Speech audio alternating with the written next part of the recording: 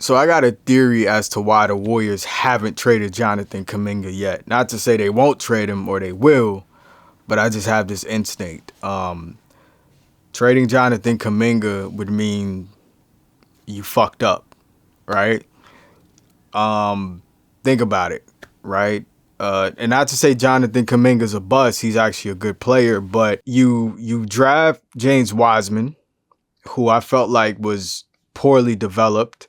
I think James Wiseman should have been a superstar in this league by now, but he was poorly developed in many cases. I'm a Warriors. I watched the games, and I just felt like based on what I analyzed, barring injuries and things like that, I don't think James Wiseman was given the proper tutelage to develop into what he should have became, and I think it did a number to his confidence, right? Second, you trade Jordan Poole, right? A critical piece to your championship team in 2022. You trade him away. You draft the heir apparent to, I would believe, Andre Iguodala, and he has flashes of greatness, but you don't know what to do with him. You don't know how to fit him into your system, right? So rather than trade him, you keep him. You try to figure it out, and then it just gets worse and worse and worse and worse, right? And then you got Brandon Podominski, right? Or Pods, we would call him. You bench Klay Thompson for Pods, right? And Pods looks like he plateaued in his game, Great. He has his moments where he could be a great shot maker, but you can see the limits in his game, right? He's never gonna be a Klay Thompson. And you ended up, having to part ways with Klay Thompson, and you put all your stock into Pods, and he's nowhere near what you expected him to be, right?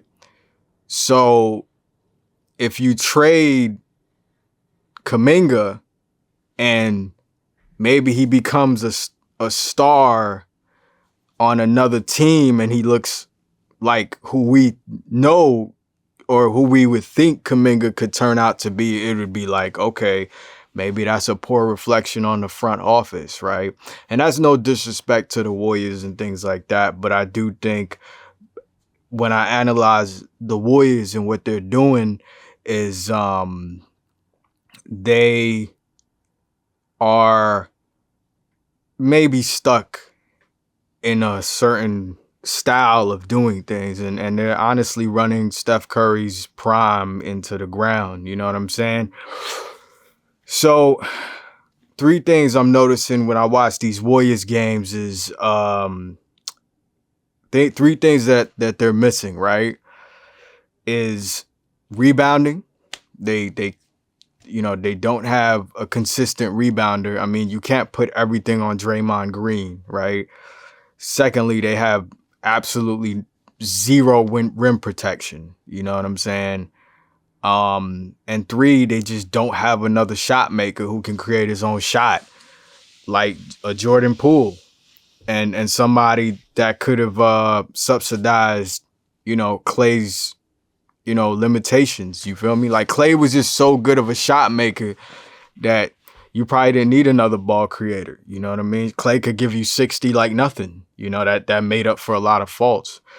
So we're actually seeing like just how just bad the Warriors are. They're mediocre at best. You know what I'm saying?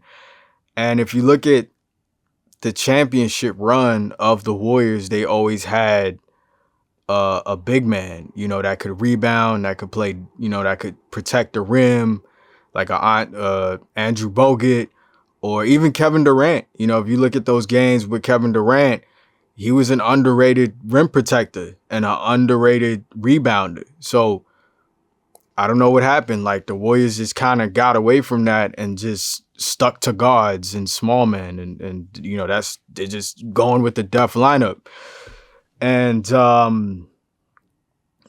you know, I believe Kerr's strength is developing guards. I think that's why, you know, if you look at, you know, his lineage, you know, even with the Phoenix Suns as a GM with D'Antoni, you know, they love guards, you know, they love shooting.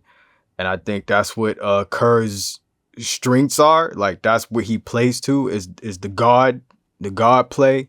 And it'll be maybe openly some people just don't want to admit like, yo, I don't know how to develop big men. Like I don't know what to do with a big man. You know what I'm saying?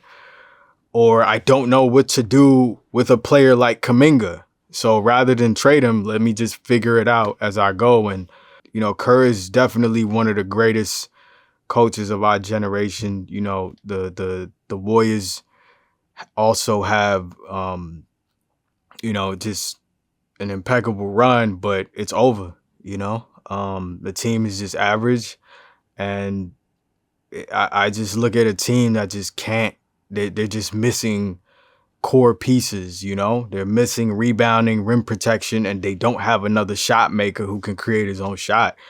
And like, why not just trade Kuminga and get someone who, or two pieces that could subsidize those areas to help a Draymond and to help a Curry and things like that. You can't, it's just too many small guys, you know? You're not going to win, especially with the way this current league is constructed right now. That style of play is gone, you know what I'm saying? But we'll see, you know, we'll see. I'll see you guys on the next video. Make sure you like, subscribe. If you got some comments, if you got some feedback, what are your thoughts? You know, leave them in the comment below. I'll see y'all next time. Peace.